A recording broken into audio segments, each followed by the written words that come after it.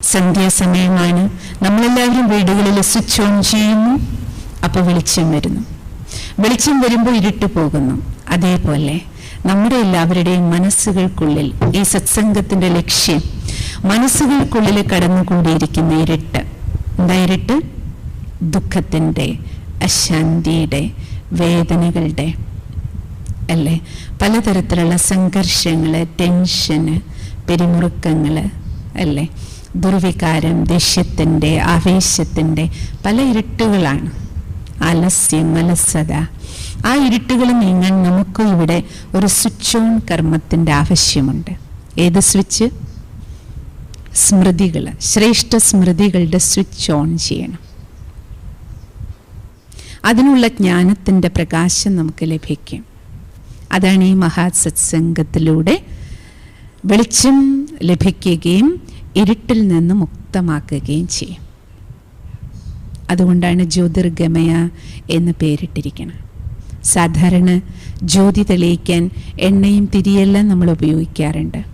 ഇവിടെ ജ്ഞാനമാകുന്ന എണ്ണ പകർന്നു തന്ന് നമ്മുടെ മനസ്സിൻ്റെ ഉള്ളിൽ ആത്മദീപത്തെ പ്രകാശിപ്പിക്കുക.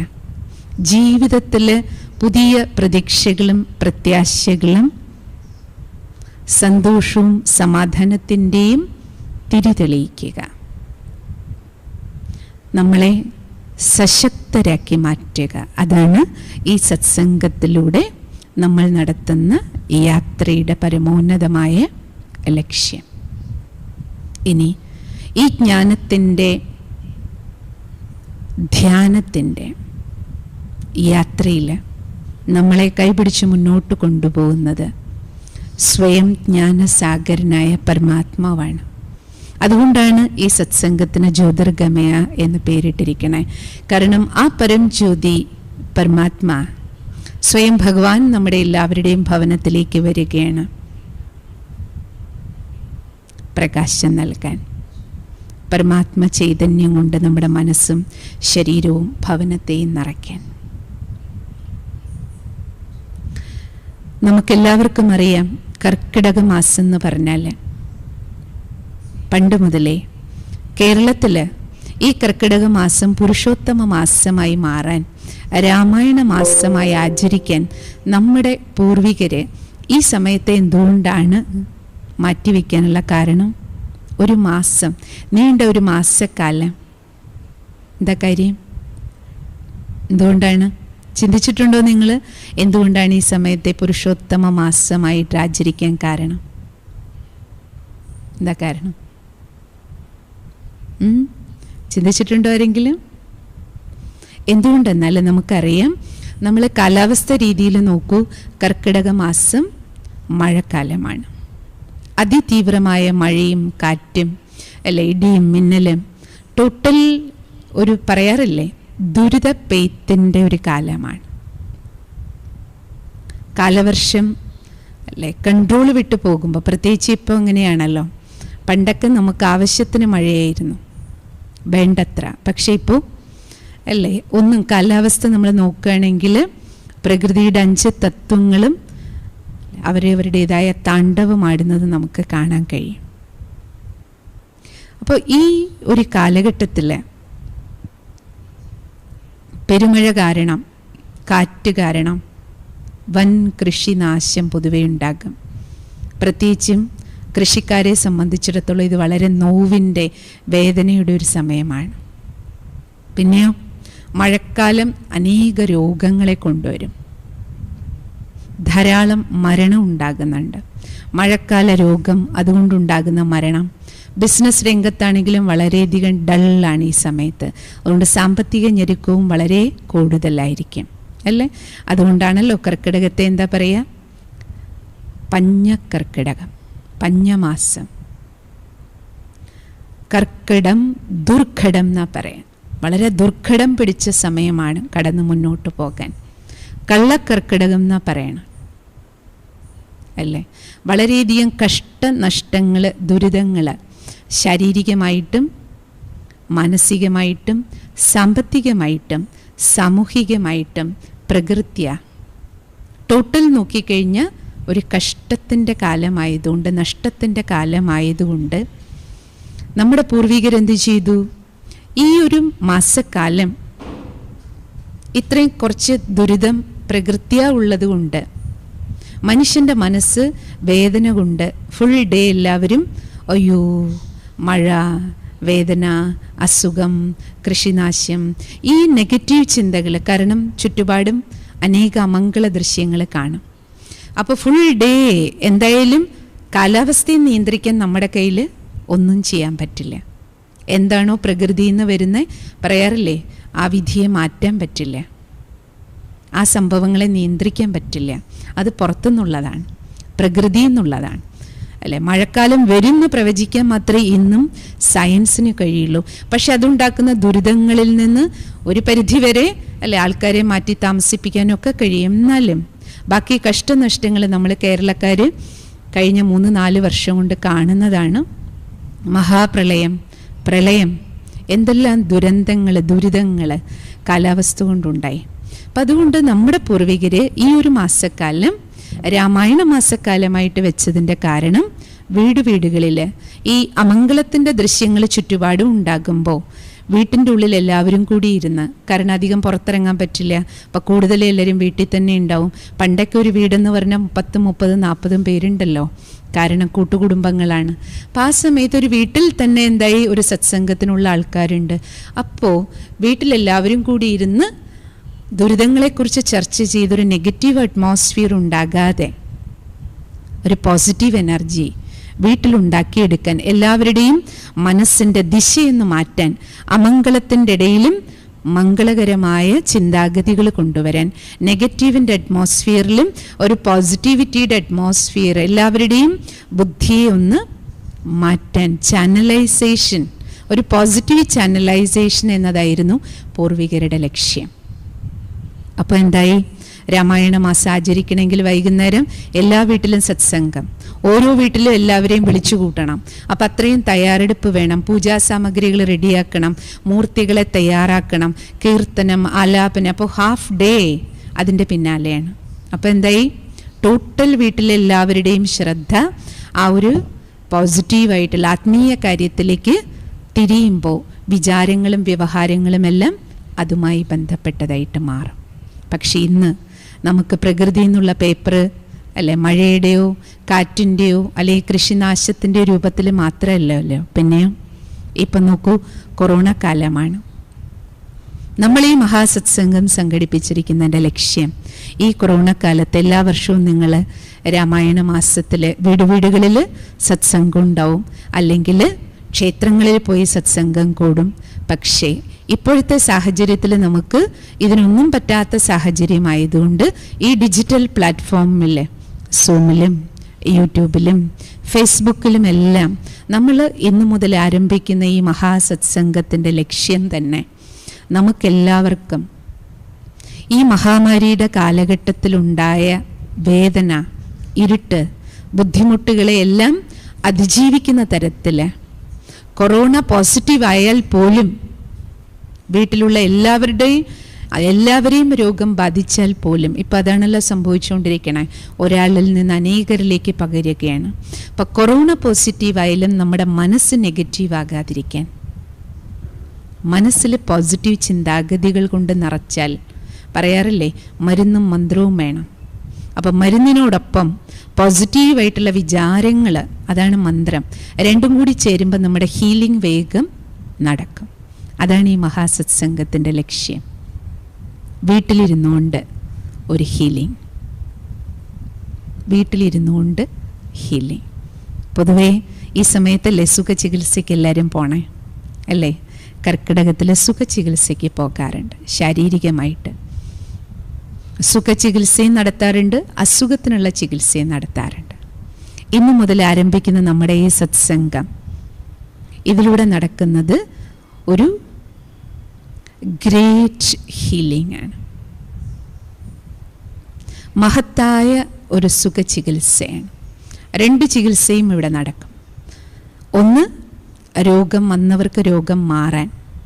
രണ്ടാമത്തത്, രോഗമില്ലാത്തവർക്ക് രോഗം വരാതിരിക്കാൻ. പറയാറുണ്ടല്ലോ, നമ്മൾ രോഗം വന്നിട്ട് ചികിത്സിക്കുന്നതിനേക്കാളും നല്ലതാണ് വരാതിരിക്കാൻ വേണ്ടി precaution is better than cure എന്ന് പറയും. അതുകൊണ്ട് നമുക്ക് ഇന്നു മുതലുള്ള ഈ മഹാസത്സംഗത്തിൻ്റെ ലക്ഷ്യം, നമ്മുടെ മനസ്സും ശരീരവും പലതരത്തിലും രോഗികളാണ്. കാലാവസ്ഥ കൊണ്ടും മഹാവ്യാധികൾ കൊണ്ടും അല്ലേ, മനസ്സിൽ നിന്നുള്ള ആദി കൊണ്ടും പലതരത്തിൽ നമ്മൾ രോഗികളാണ്. അപ്പം നമുക്ക് ശരീരത്തിൻ്റെയും ചികിത്സ വേണം, മനസ്സിൻ്റെയും ചികിത്സ വേണം. പക്ഷേ ആദിയിൽ നിന്ന് വ്യാധിയാണ്. അതുകൊണ്ട് ചികിത്സ ഇവിടെ ആദ്യം തുടങ്ങണം. അതുകൊണ്ട് ഇന്നു മുതലുള്ള നമ്മുടെ ഈ മഹാസത്സംഗം എന്ന് പറഞ്ഞാൽ എന്താണ്? നമ്മൾ സുപ്രീം സർജൻ വൈദ്യനാഥൻ പരംപിത പരമാത്മാവിൻ്റെ വൈദ്യനാഥൻ്റെ അടുത്ത്, സദാശിവൻ്റെ അടുത്ത്, രാമേശ്വരൻ്റെ അടുത്ത് അഡ്മിറ്റ് ആക്കാൻ. ആരാ നമ്മുടെ ചികിത്സ നടത്തുന്നത്? ഡോക്ടർ സദാശിവനാണ്, സർവേശ്വരനാണ്. എന്തിനാ ചികിത്സ? പലതരത്തിലുള്ള രോഗങ്ങൾ, ശാരീരികവും മാനസികവുമായ രോഗത്തിനുള്ള ക്യൂറിങ്, നാച്ചുറൽ വേയിലുള്ള ക്യൂറിങ് നടക്കും. ഓരോ ദിവസം കഴിയും തോറും നിങ്ങൾക്കത് ഫീൽ ചെയ്യും. സർവശക്തിവാൻ പരമാത്മാ വൈദ്യനാഥൻ എങ്ങനെ എൻ്റെ രോഗങ്ങൾ മാറ്റി തന്നുകൊണ്ടിരിക്കണം, എങ്ങനെ എന്നെ ഇരുട്ടിൽ നിന്ന് വെളിച്ചത്തിലേക്ക് കൊണ്ടുവന്നുകൊണ്ടിരിക്കണം. എന്നാൽ ചിലർ വിചാരിക്കും, ഓ എനിക്ക് പ്രത്യേകിച്ച് രോഗമൊന്നുമില്ല, എനിക്ക് ടെൻഷനൊന്നുമില്ല, ഞാൻ സമാധാനത്തോടെ ജീവിക്കുന്നുണ്ട്, എനിക്ക് കുഴപ്പമൊന്നുമില്ല, അപ്പം എന്തിനാ സത്സംഗം? പക്ഷേ സത്സംഗം രോഗമില്ലാത്തവർക്കും എങ്ങനെയാണോ കർക്കിടക മാസത്തിൽ എല്ലാവരും പോയിട്ട് മെജോറിറ്റി സുഖചികിത്സ നടത്താറില്ലേ? രോഗമുള്ളവരെല്ലാം സുഖചികിത്സയ്ക്ക് പോണേ, രോഗമില്ലാത്തവർ പോകും. എന്താ കാരണം? രോഗം വരാതിരിക്കാൻ. അൺഎക്സ്പെക്റ്റഡ് ആണ് എല്ലാ രോഗങ്ങളും. ഇപ്പോൾ ഒരു പക്ഷേ നമുക്ക് കുഴപ്പമൊന്നും ഉണ്ടാവില്ല, പെട്ടെന്നായിരിക്കും നമ്മുടെ ജീവിതത്തിൽ അൺഎക്സ്പെക്റ്റഡ് ആയിട്ട് അപ്രതീക്ഷിത സാഹചര്യങ്ങളല്ലേ വന്നുകൊണ്ടിരിക്കണേ. പെട്ടെന്നുണ്ടാകുന്ന രോഗം, പെട്ടെന്നുണ്ടാകുന്ന മരണം, പെട്ടെന്നുണ്ടാകുന്ന ആക്സിഡൻറ്റ്, പെട്ടെന്നുണ്ടാകുന്ന സാമ്പത്തിക പ്രശ്നങ്ങൾ അല്ലേ. പ്രകൃതിയിൽ നിന്ന് തന്നെ നോക്കൂ, പെട്ടെന്നുണ്ടാകുന്ന പേപ്പറുകൾ, നമ്മുടെ കുടുംബത്തിൽ നിന്ന്, ആരുടെ കൂടെ നമ്മൾ സ്നേഹമായിട്ടിരിക്കുന്നോ അവരിൽ നിന്ന് വരുന്ന പെട്ടെന്ന് ഒരിക്കലും പ്രതീക്ഷിക്കാത്ത പേപ്പറുകൾ, ഇങ്ങനെയുള്ള സാഹചര്യങ്ങൾ നമ്മുടെ ആരുടെ ജീവിതത്തിൽ എപ്പോൾ വേണമെങ്കിലും സംഭവിക്കാം. അതുകൊണ്ട് നമുക്കെല്ലാവർക്കും ഒരു സുഖചികിത്സ നടത്തി നമ്മുടെ ശാരീരികാരോഗ്യവും മാനസികാരോഗ്യവും നമ്മുടെ വൈകാരിക പക്വത, ഇമോഷണലി നമ്മൾ ഹെൽത്തി ആയിട്ടിരിക്കേണ്ടത് വളരെ വളരെ വളരെ അത്യന്താപേക്ഷിതമാണ്. പെട്ടെന്നാണല്ലോ പ്രത്യേകിച്ച് ഇന്നത്തെ കാലഘട്ടത്തിൽ കേൾക്കുന്ന ന്യൂസ്, ജോലി പെട്ടെന്ന് പോണു അല്ലേ. പക്ഷേ അതൊക്കെ നമുക്ക് താങ്ങാനും തരണം ചെയ്യാനുമുള്ള കരുത്ത് വേണം, ശക്തി വേണം. അതുകൊണ്ടാണ് സുഖചികിത്സയുടെ ആവശ്യം. അതുകൊണ്ട് നമ്മുടെ ഈ സത്സംഗം, ഇന്നു മുതൽ ആരംഭിക്കുന്ന ഈ സത്സംഗം അസുഖത്തിനുള്ള ചികിത്സ നൽകും, പിന്നെ നമുക്ക് പ്രിക്കോഷൻ നൽകാൻ. എങ്ങനെയാണോ ഇപ്പോൾ കൊറോണ കാലത്ത് നിങ്ങൾക്കറിയാലോ, മാസ്ക് ഇട്ട് സോഷ്യൽ ഡിസ്റ്റൻസിങ് പാലിച്ച് നമ്മൾ സാനിറ്റൈസേഷൻ നടത്തി നമ്മൾ നമ്മളെ സംരക്ഷിക്കുന്നത്, പ്രൊട്ടക്ഷൻ നൽകുന്നത്. ആ ഒരു പ്രൊട്ടക്ഷൻ ലൈഫിൽ നമുക്ക് എല്ലാവർക്കും ആവശ്യമാണ്. അതുകൊണ്ട് ഈ സത്സംഗം നിങ്ങൾക്ക് എല്ലാവർക്കും ഒരു പ്രൊട്ടക്ഷനായിരിക്കും, സ്വയത്തിനും കുടുംബത്തിനും അല്ലെ, നാടിനും വീടിനും. ഈ മഹാസത്സംഗത്തിലെ പരമോന്നത ലക്ഷ്യം അതാണ്. ഇന്നു മുതൽ ഇതൊരു മഹാസത്സംഗമാണ്. ഇപ്പം നോക്കൂ, ഈ പ്ലാറ്റ്ഫോമിലെല്ലാം, സൂമിലും യൂട്യൂബിലും ഫേസ്ബുക്കിലും എല്ലാം ചേർന്ന് നമ്മൾ 500-1000 പേര് മിനിമം ഇപ്പോൾ ലൈവായി സത്സംഗം കണ്ടുകൊണ്ടിരിക്കുന്നുണ്ടാവും, പങ്കെടുക്കുന്നുണ്ട്. അപ്പം എന്തായി, 1000 പേരുടെ ഒരു കളക്റ്റീവ് എനർജി, 500 പേരുടെ ഒരു കളക്റ്റീവ് എനർജി ലൈവായിട്ട് നമ്മൾ പ്രോഗ്രാം അറ്റൻഡ് ചെയ്യുമ്പോൾ ഉണ്ടാകുന്ന ഗുണം അതാണ്. ഇത്രയും പേരുടെ ശുഭചിന്തകൾ പരസ്പരം ഹീൽ ചെയ്യാൻ നമ്മളെ സഹായിക്കും. ഇതാണ് ഏറ്റവും വലിയ എനർജി. ഒന്ന് പരമാത്മ എനർജി, മറ്റൊന്ന് നമ്മൾ തമ്മിൽ അങ്ങോട്ടും ഇങ്ങോട്ടും. അതുകൊണ്ട് ലൈവ് പ്രോഗ്രാം വെച്ചിരിക്കണം. പ്രോഗ്രാം റെക്കോർഡ് ചെയ്തും വെക്കാം. നിങ്ങൾക്കും എല്ലാവർക്കും ഇനി ഈ പ്രോഗ്രാം കഴിഞ്ഞ് നാളെ വേണമെങ്കിലും ഇത് കാണാം. പക്ഷേ 7 തൊട്ട് 8 മണി വരെ ഡെയിലി ഈ സത്സംഗം നമുക്ക് എല്ലാവർക്കും നമ്മുടെ വീട്ടിൽ ഇതൊരു മഹാസത്സംഗമാണ്. നമ്മുടെ നാടിന് ഇതൊരു മഹാസത്സംഗമാണ്. കാരണം എനർജി, പോസിറ്റീവ് എനർജി എക്സ്ചേഞ്ചിനുള്ള ഒരവസരമാണ്. ഇതിലൂടെ എന്തായി?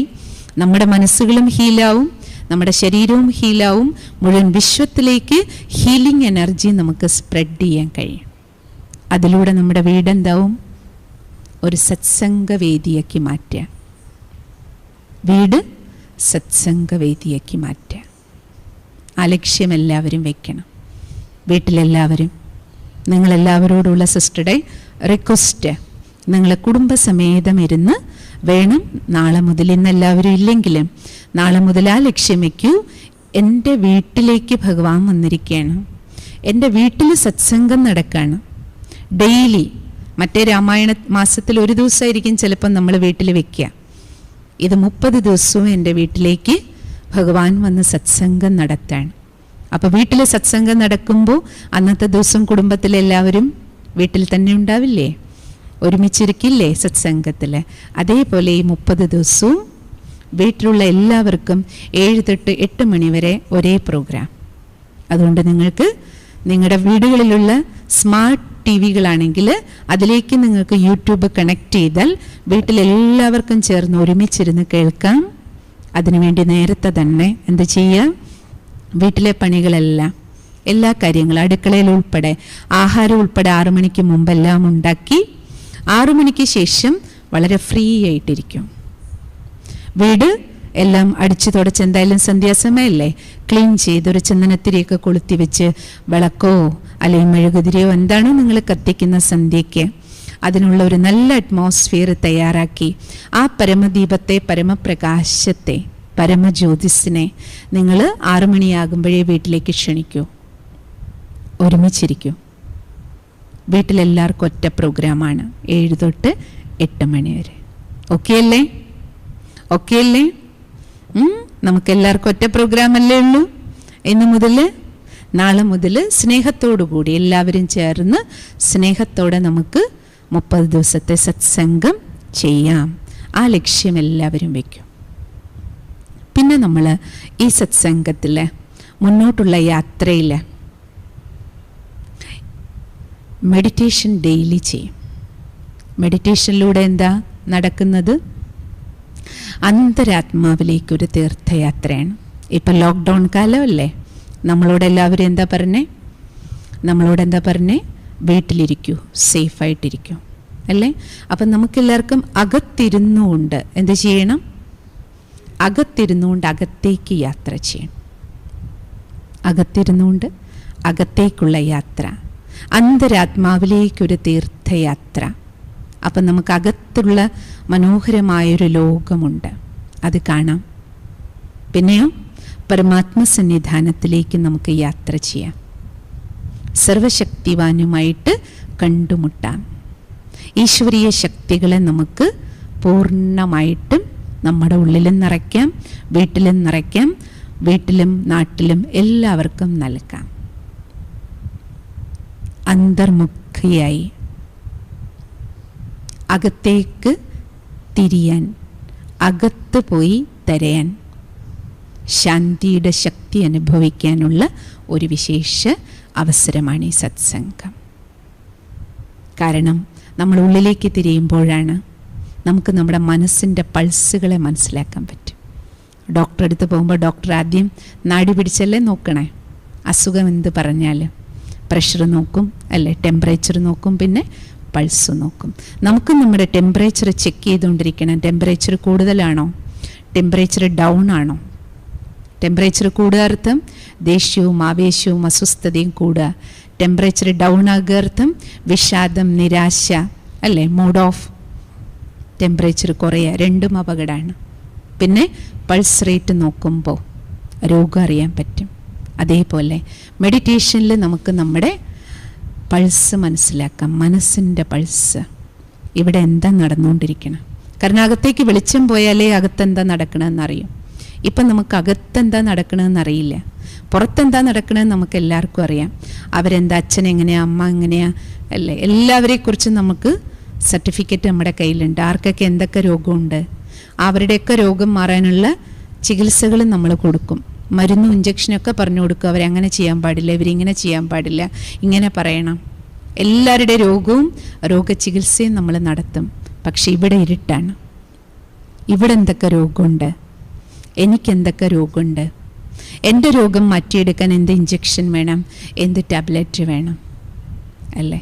അപ്പോൾ പൾസ് നോക്കി നമുക്ക് നമ്മുടെ രോഗത്തെ സ്വയം മനസ്സിലാക്കാനും സ്വയം ഹീലേഴ്സായിട്ട് മാറാനും പരമാത്മ വൈദ്യനാഥൻ നമ്മളെല്ലാവരും തയ്യാറാക്കാൻ.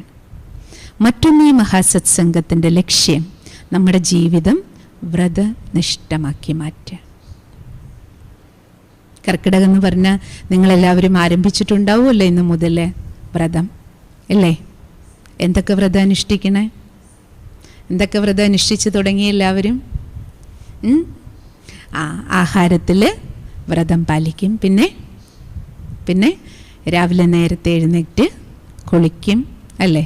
ബാക്കി ദിവസമൊക്കെ എല്ലാ ജോലിയും ചെയ്തിട്ടായിരിക്കും കുളിക്കുക അല്ലേ? പക്ഷെ രാമായണ മാസക്കാലം ആകുമ്പോൾ രാവിലെ കുളിച്ചിട്ടേ നമ്മളെല്ലാം ചെയ്യുള്ളൂ. പിന്നെന്തൊക്കെ ചെയ്യും? വ്രതങ്ങൾ എന്തിനു വേണ്ടിയിട്ടാണ്? ആ വാക്കിൽ തന്നെയുണ്ട് വ്രതം, അർത്ഥം ഋതം. ഋതമാറ്റിക്കാക്കി ജീവിതത്തെ താളാത്മകമാക്കി മാറ്റാനാണ് വ്രതം അനുഷ്ഠിക്കണം. എന്താ താളം? ജീവിതത്തിൻ്റെ സുഖം, ശാന്തി, സന്തോഷം, സമാധാനം, സമൃദ്ധി, ആരോഗ്യം അല്ലേ? നല്ല ബന്ധങ്ങൾ. ഈ രീതിയിൽ ജീവിതം പോകുമ്പോഴേ താളാത്മകമാകുള്ളൂ. പക്ഷെ ഇപ്പം എന്താ സംഭവിച്ചിരിക്കുന്നത്? നമുക്ക് പലപ്പോഴും ജീവിതം പാളം തെറ്റിപ്പോയിക്കൊണ്ടിരിക്കുന്നത് നമുക്ക് കാണാം. ജീവിതത്തിൻ്റെ പാളം ട്രാക്കിൽ നിന്ന് നമ്മൾ ഇറങ്ങി, അതോടുകൂടി താളം പോയി. അതുകൊണ്ട് ഈ സത്സംഗത്തിലെ ലക്ഷ്യം പരമാത്മ പറയണേ, മക്കളെ നിങ്ങൾ പാളത്തിലേക്ക് തിരിച്ചു വരും, ട്രാക്കിലേക്ക് വരും. അപ്പോഴേ ജീവിതത്തിൻ്റെ താളം ശരിയാക്കുള്ളൂ. അപ്പം ഇന്ന് മുതൽ നമ്മൾ എന്താ ആരംഭിക്കണേ? താളാത്മകമായ ജീവിതത്തിന് ട്രാക്കിലേക്ക്, പാളത്തിലേക്ക് കയറാൻ പോവാണ്.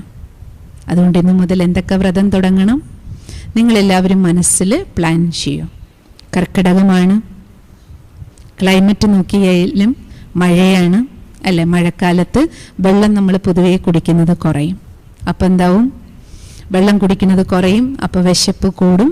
പക്ഷേ ദഹനത്തിനുള്ള കപ്പാസിറ്റി കുറച്ച് കുറവായിരിക്കും. ഇപ്പോൾ കൂടുതൽ ഭക്ഷണം കഴിച്ചാൽ അധികം ദഹിക്കില്ല, പക്ഷേ വിശപ്പും ഉണ്ടാവും അല്ലേ?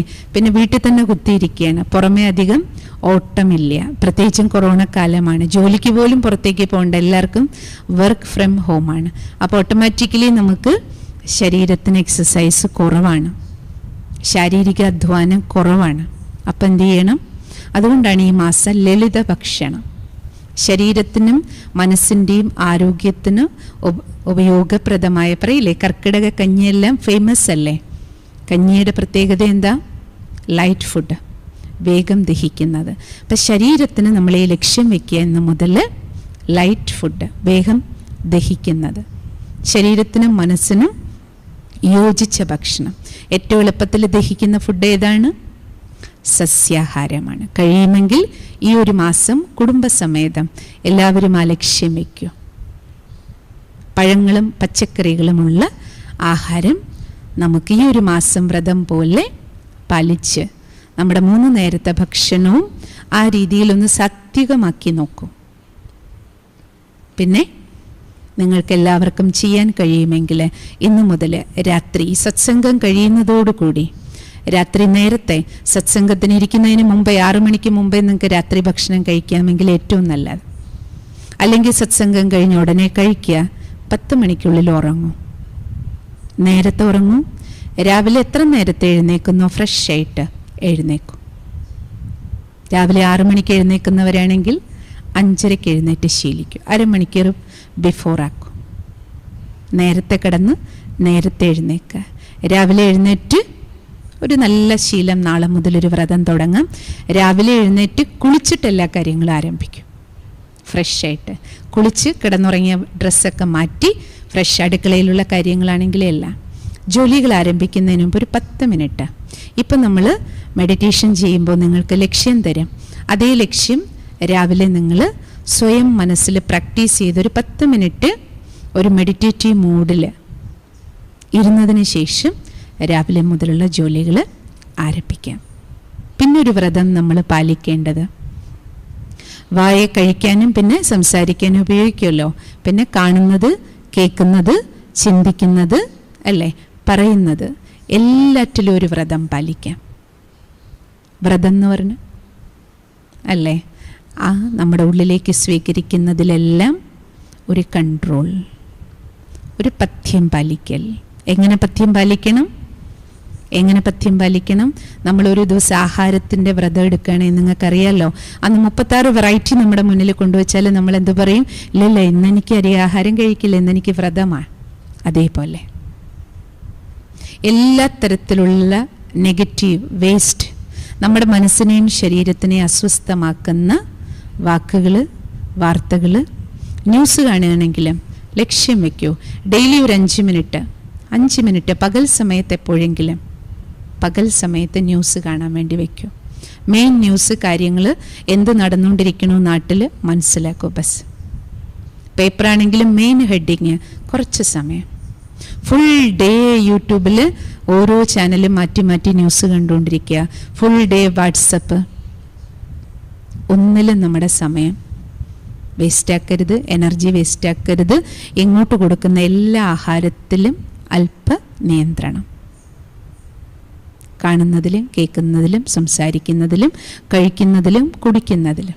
ബാക്കി എല്ലാ ആത്മസഹോദരങ്ങളോടുമുള്ള ഒരു സങ്കല്പം സിസ്റ്റർക്ക്. നിങ്ങളെല്ലാവരും പ്രത്യേകിച്ചും എന്തെങ്കിലും ലഹരി വസ്തുക്കൾ ഉപയോഗിക്കുന്നവരാണെങ്കിൽ, പുകവലിക്കുകയോ മദ്യപാനമോ അങ്ങനെ എന്തെങ്കിലും ലഹരി വസ്തുക്കൾ ഉപയോഗിക്കുന്നവരാണെങ്കിൽ, എങ്ങനെ നമ്മൾ മൊബൈൽ ലഹരിക്ക് വ്രതം പാലിക്കുന്നു അതേപോലെ എന്ത് ചെയ്യുക? എല്ലാ ലഹരി വസ്തുക്കളും ഈ ഒരു മാസത്തേക്ക് ഒരു വ്രതമെടുക്കും. എനിക്ക് ഈ ആത്മീയ ലഹരിയിൽ, ഈ മഹാസത്സംഗത്തിൽ പരമാത്മ നൽകുന്ന ജ്ഞാനത്തിൻ്റെ, ധ്യാനത്തിൻ്റെ ലഹരി മരുന്ന് ഞാൻ ഉപയോഗിക്കും. ഇതിലെനിക്ക് സുഖശാന്തി കിട്ടും, സന്തോഷം കിട്ടും. അതുകൊണ്ട് ബാക്കി എല്ലാ ലഹരി വസ്തുക്കളോടും ഒരു മാസത്തേക്ക് വിടാം. ഇപ്രകാരം നമ്മൾ എല്ലാ നെഗറ്റീവും വേസ്റ്റും, നമ്മുടെ ശരീരത്തിനെ മനസ്സിനെ കേടുവരുത്തുന്ന എല്ലാ വസ്തുക്കളും ഒരു മാസത്തേക്ക് അതിനോട് വിട കൊടുക്കാം. അപ്പം എന്താകും? ഒരു മാസം നമ്മളിങ്ങനെ പാലിച്ചു പോകുമ്പോൾ, പൂർവികർ ബുദ്ധിശാലികളാ, ഒരു മാസം ഇവർ വ്രതം എടുത്താൽ നമുക്കൊരു ട്രയൽ വേർഷൻ തരികയാണ്. കമ്പ്യൂട്ടറിൽ നിങ്ങൾക്ക് അനുഭവം ഉണ്ടാകും. സോഫ്റ്റ്വെയറുകളൊക്കെ ഫ്രീ ആയിട്ട് 29 ദിവസം തരും. 30ാമത്തെ ദിവസം അവർ ക്ലോസ് ചെയ്യും. എന്താ കാരണം? 29 ദിവസം നമ്മൾ ആ സോഫ്റ്റ്വെയർ ഉപയോഗിച്ച് നമുക്ക് ഇഷ്ടപ്പെട്ടാൽ, യൂസ്ഫുൾ ആണെന്ന് കണ്ടാൽ നമ്മൾ എന്ത് ചെയ്യും? അത് പർച്ചേസ് ചെയ്ത് ജീവിതകാലം മുഴുവൻ ഉപയോഗിക്കും. അതുപോലെ ഈ കർക്കിടക മാസത്തിൽ നമ്മുടെ പൂർവികർ നമുക്ക് ഈ വ്രതങ്ങളെല്ലാം തന്ന എന്തിനു വേണ്ടിയിട്ടാണ്? വ്രതം അനുഷ്ഠിക്കാൻ പറഞ്ഞ 30 ദിവസം ട്രയൽ വെർഷന്, ഒരു മിനിയേച്ചർ ലൈഫ് നമുക്ക് കാണിച്ചു തരിക. വ്രതനിഷ്ഠ ജീവിതത്തിൽ സുഖവും സന്തോഷവും റിസൾട്ട് അനുഭവിക്കുന്നുവെങ്കിൽ മാനവകുലം അത് ജീവിതത്തിൽ ഫോളോ ചെയ്തോളും. അല്ലാതെ അത് കേവലം 30 ദിവസത്തേക്ക് വേണ്ടിയിട്ടല്ല. അതിൽ നിന്ന് നമ്മൾ നമ്മുടെ ജീവിതത്തെ സദാകാലത്തേക്ക് ചിട്ടപ്പെടുത്തുക. അതാണ് ബുദ്ധിപരമായ തിരഞ്ഞെടുക്കൽ ജീവിതത്തിൽ ചെയ്യട്ടെ എന്ന ശുഭഭാവനയോട് കൂടിയിട്ടാണ് ചെയ്തിരിക്കുന്നത്.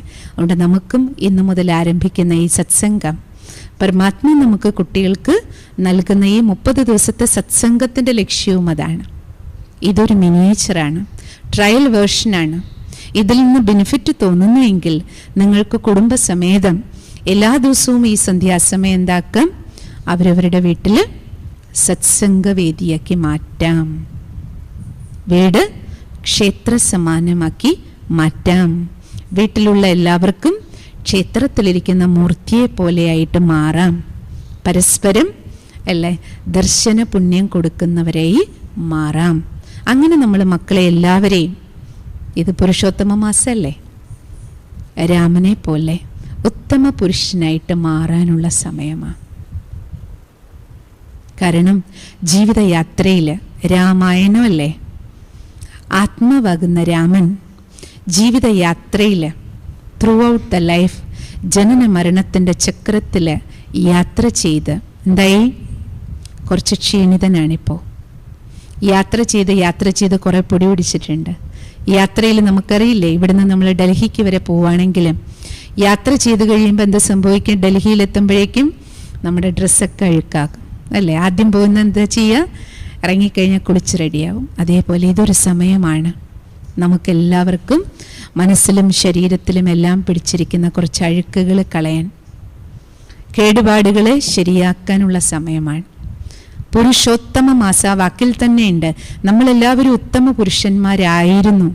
അതാണ് ശ്രീരാമചന്ദ്രനെ കാണിക്കുന്നത്. അങ്ങനെ ഒരു കാലഘട്ടം ഉണ്ടായിരുന്നു. ശ്രീരാമൻ്റെ ശ്രീ സീതയുടെ ഉത്തമ പുരുഷനായി, ഉത്തമ നരനും ഉത്തമ നാരിയും, അതാണ് ശ്രീ സീതയും ശ്രീരാമചന്ദ്രനെയും കാണിച്ചിരിക്കുന്നത്. അത് ആകാശത്തെവിടെയും ആയിരുന്നില്ല, അത് ഈ ഭൂമിയിലുണ്ടായിരുന്ന കാലഘട്ടമാണ്. ഇവിടെ നമ്മുടെ ഈ ഭാരതഭൂമിയിൽ നമ്മളങ്ങനെ ജീവിച്ചിട്ടുണ്ട്. നമ്മുടെ എല്ലാവരുടെ ഉള്ളിൽ ആ സംസ്കാരമുണ്ട്, സംസ്കൃതിയുണ്ട്. അതുകൊണ്ട് ഇപ്പം നമുക്ക് എന്ത് ചെയ്യണം? ഈ 30 ദിവസത്തെ സത്സംഗത്തിലൂടെ നമ്മുടെ ലക്ഷ്യം അതാണ്. നമ്മുടെ ഉള്ളിൽ ഉറങ്ങിക്കിടക്കുന്ന ആ ശ്രേഷ്ഠ സംസ്കാരത്തെ ഉണർത്തിയെടുക്കാൻ നമുക്ക് വെളിച്ചം കാണിച്ചു തരികയാണ് ഭഗവാൻ. പുരുഷോത്തമരാക്കി നമ്മളെ മാറ്റുകയാണ്. അതുകൊണ്ടാണ് ഈ സത്സംഗത്തിന് ജ്യോതിർഗമയ എന്ന പേര് ഇട്ടിരിക്കുന്നത്. ഒപ്പം രാമായണ മാസമാണല്ലോ, നമുക്ക് രാമായണത്തിലേക്ക് കൊച്ചു കൊച്ചു കഥകൾ, സംഭവങ്ങൾ, സാഹചര്യങ്ങൾ നമ്മുടെ പ്രാക്ടിക്കൽ ലൈഫുമായി ചേർത്ത് നമുക്ക് മുന്നോട്ട് കൊണ്ടുപോകാം. ചിലപ്പോൾ നമുക്ക് തോന്നും, ഹോ, എനിക്ക് എന്നെ ഇങ്ങനെയൊക്കെ മാറ്റാൻ പറ്റുമോ? വെളിച്ചത്തിലേക്ക് എനിക്ക് വരാൻ പറ്റുമോ?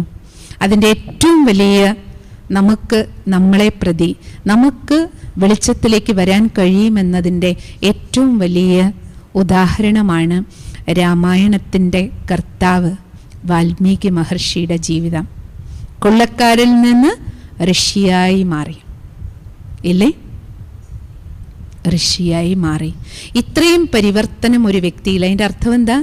ഇരുട്ടിൽ നിന്ന് വെളിച്ചത്തിലേക്കുള്ള യാത്ര, കാട്ടാളത്വത്തിൽ നിന്ന് ഋഷിതുല്യ ജീവിതം. അതാണ് ഇരുട്ടിൽ നിന്ന് വെളിച്ചത്തിലേക്ക്, ജ്യോതിർഗമയ. അതാണ് രാമായണം. ഇരുട്ട് നീങ്ങി വെളിച്ചം വരികയാണ്. സംസ്കൃതത്തിൽ രാ എന്ന് പറഞ്ഞാൽ വെളിച്ചമാണ്, മാ പറഞ്ഞ ഉള്ള്, അയനെന്ന് പറഞ്ഞ യാത്ര, ഉള്ളിലെ പ്രകാശത്തെ തേടിയിട്ടുള്ള യാത്ര. പ്രകാശം നമ്മുടെ എല്ലാവരുടെ ഉള്ളിലുണ്ട്. പക്ഷേ ഈ ദീപത്തെ ഒന്ന് കത്തിക്കാൻ, നമുക്ക് പറയാറില്ലേ, ഒരു നിലവിളക്ക് കത്തിക്കാൻ ഒരു കൈവിളക്ക് വേണം. അതേപോലെ ഈ 30 ദിവസം കൈവിളക്ക് കൊണ്ട് ഈ ദീപത്തെ കൊളുത്തിത്തരാണ്. ഇനി നമുക്ക് തെളിഞ്ഞ ദീപങ്ങൾക്ക് എല്ലാവർക്കും എന്ത് ചെയ്യാം? അനേക ദീപങ്ങളെ തെളിയിക്കാം. അപ്പോൾ എന്തായി? ജ്യോതിർഗമയ. വീടുകളിൽ വെളിച്ചം, വീട്ടിൽ നിന്ന് വീട്ടിലേക്ക്, നമ്മുടെ ബന്ധുക്കളുടെ മിത്രങ്ങളുടെ ഭവനങ്ങളിലേക്കെല്ലാം, നമ്മുടെ സമൂഹത്തിലേക്ക് മുഴുവൻ വെളിച്ചം വീശാം. അങ്ങനെ ഇന്നത്തെ ഈ പാൻഡമിക് സിറ്റുവേഷനിലൂടെ, മഹാവ്യാധിയുടെ കാലഘട്ടത്തിൽ മനസ്സുകളിൽ വളരെയധികം വിലാപമുണ്ട്, ദുഃഖമുണ്ട്, വേർപാടിൻ്റെ വേദന അനുഭവിക്കുന്നവർ ധാരാളമുണ്ട്. അത്രയല്ല, കർക്കിടകം പിതൃതർപ്പണത്തിൻ്റെ മാസമാണ്. അനേകർ ഈ സമയത്ത് ആയിരക്കണക്കിന് ലക്ഷക്കണക്കിന് പേര് പെട്ടെന്ന് മരണം വരിച്ചിട്ടുണ്ട്.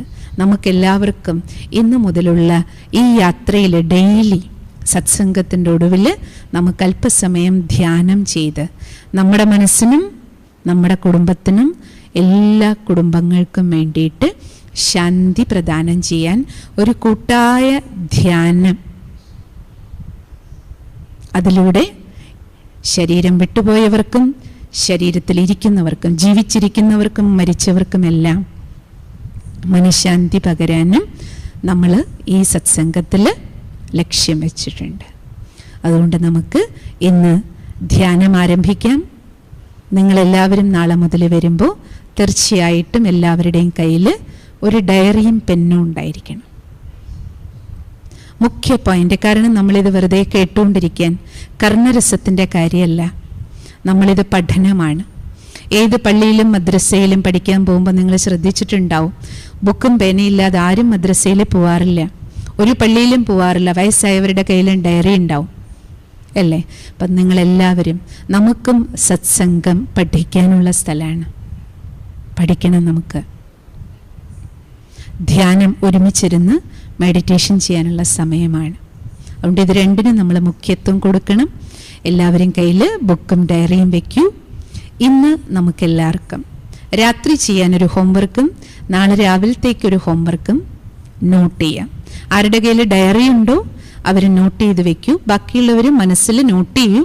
അതിനുശേഷം നിങ്ങൾ ബുക്ക് ഒരു ഡയറി ഇന്ന് മുതൽ അതിന് വേണ്ടി ഒരു ഫ്രഷ് ഡയറി വയ്ക്കൂ. ഫ്രഷ് ഇന്ന് മുതൽ